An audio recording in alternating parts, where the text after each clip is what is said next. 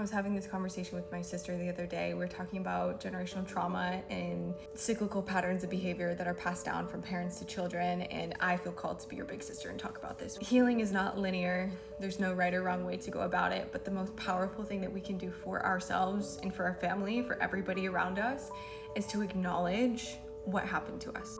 That seems to be one of the most difficult and one of the most painful parts of the trauma healing journey. Many of us were taught like we just run away from our emotions, we bypass our emotions, we brush them under the rug, or it's not safe to feel our emotions, it's not okay to be emotional, especially as men. As females, we're oftentimes condemned or we get in trouble for having feelings and emotions. So if you're in that journey where you're like, I know that there's more for me to look at here. I know that some things happened that were really painful and I haven't been able to go back and address them. Obviously, if you need some sort of professional support, like by all means do so, like get that support. Tell your friends, tell your family that you feel safe with, that you're going through this journey. Reach out to people. Don't be offended if you realize, oh my gosh, wow, I thought this person could support me, but they actually can't, because that is, unfortunately a part of the journey. Not everybody is going to understand because not everybody is willing to do this work.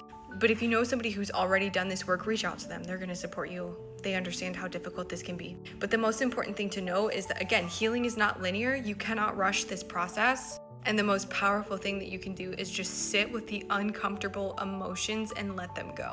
Yeah, you're going to have things that happen in your life that trigger some of the old emotional patterns. If you felt like, for instance, I felt like my mother emotionally abandoned me. So I can be very sensitive in romantic partnerships when I feel like I'm not seen, when I feel like I'm not heard, or I feel like I'm being controlled even if I'm not. My body can be like very hyperactive and be like, oh my gosh, wait, this is like reminding me just like a micro inch of what I experienced as a child. Like, let's throw the fight or flight alarms up and make sure that we're protected at all costs. If I'm not aware of that, I can easily fall into a trauma pattern, right? Close down, shut off. And one thing I think is so beautiful is that even if we fall into a state of fight or flight, we can always bring ourselves out of fight or flight back into a state of peace.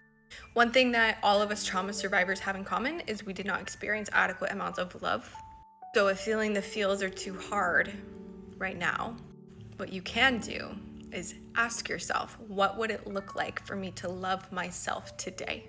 Maybe it's starting a business, right? Because I love myself. I'm going to give myself the opportunity to go into business. Maybe it's getting a massage. Maybe it's booking a vacation. Maybe it's moving halfway across the world. Maybe it's moving all the way across the world, right? Experiment with this, because again, it can feel very weird when you were never taught how to love properly, when you were never loved properly, to then start loving yourself properly.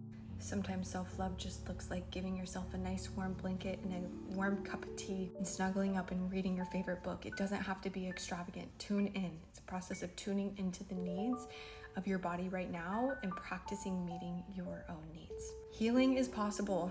No matter where you're at, no matter what it looks like, healing is possible.